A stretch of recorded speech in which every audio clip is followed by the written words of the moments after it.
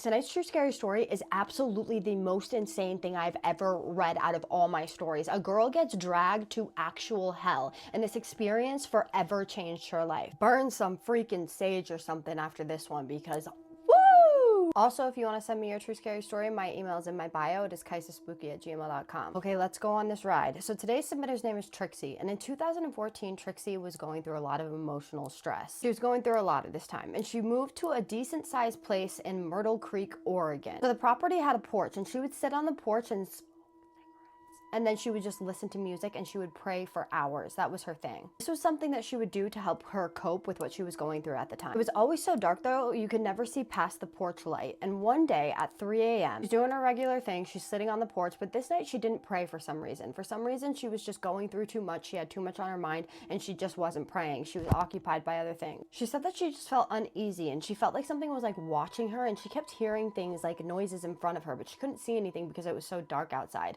She mentioned that she heard a noise that sounded like somebody was walking on ice. You could hear the crackling of the ice. It echoed in the air, and as she was trying to figure out what she was hearing, all of a sudden the darkness turned into this bright red light, almost like a hypnotic spiral, and then everything started to shift. It was like she got stuck into a portal and she got thrown into this room, and this room was hot like a furnace. It was red and orange in color, and then in the middle of the floor there was this dark pit. So she wasn't on her porch anymore, she was somewhere else. But in this pit there was a staircase, and it started from the side of the pit, spiraled up to the door. She could hear voices crying. She could hear moanings and screams like people were being tortured. She said she couldn't see anything in the pit clearly, only glimpses of like a hand or a flicker of an eye. She was terrified, so she runs up the stairs and she tries opening the door. But as soon as she opens the door, she's met with this old, tattered woman. She had this disfigured face and she yelled, "You cannot leave!" She said it in the most demonic voice, and then she slams the door. And as soon as she slams the door, Trixie goes flying backwards into the pit. She's now at the bottom of the pit where she can see demons approaching her from all around. They were laughing at her and pointing at her. "We're never gonna leave. You belong to him now." She then starts crying hysterically, and she tries running up the staircase again just to be met with the same woman, just for the woman to say to her, "Your soul belongs to him." and then the woman slams the door again, and then she ends up back where she was before in the bottom of the pit. She said this happened over and over again, and each time it happened, it was more aggressive, and the loud screams and the moaning of the people being tortured, she could hear that, and that was getting louder and louder. The demons were clawing at her and laughing, and their voices were so deep and snarly. Their eyes were this bright red color, and she would beg for them to let her leave, and they would just laugh even louder. The sounds and the screams are too much for her to bear, so she puts her hands over her ears, and she just hears them get louder and louder, even though her hands are over her ears. They're clawing at her and screaming, and she can see the other humans that are there that are completely charcoal and helpless, she said. The room starts spinning. It's just getting louder, and everything is vibrating like a massive earthquake and tornado, all at the same time. The walls start to crack and crumble.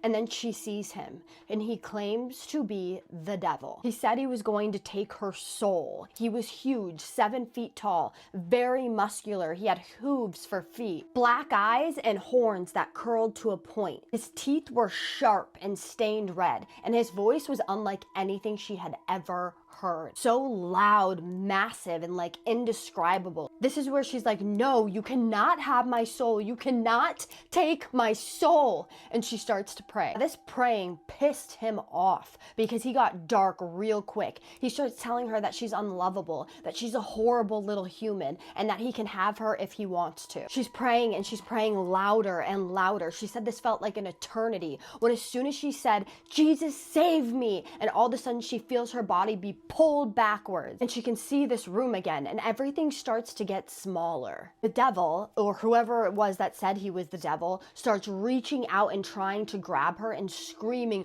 "No." She goes back through the red light. She's pushed into her body, and she comes to. She's sitting on the porch again, not knowing what to do. It's dark outside. She's breathless, sweating. Her heart is racing. She looks at her phone, and it's 3:30 a.m. It's silent after that. She hears nothing. She was so terrified after this, she could not sleep all night long. She said that she just felt weird throughout the day. Her body was sore, and she was weak, and she finally fell asleep, but didn't even dream about anything. She left the property not long after this happened, and she's never told anybody except for me what has happened to her. So, by the way, thank you so much, girl, for trusting me with your story. She wants to specify that she was not on any drugs. She never takes any of those things, no hallucinogenics, nothing. She wasn't dreaming. She said that this was a spiritual experience that forever changed her. She said that's the only thing that she can come up with because she is very empathetic. She's an empath and she's very sensitive, and that's what she thinks that this was. Absolutely petrified her. And she said that as she was writing the story to me, she could still visualize it like it happened 5 minutes ago. Whew, what do you guys think happened here? Holy crap,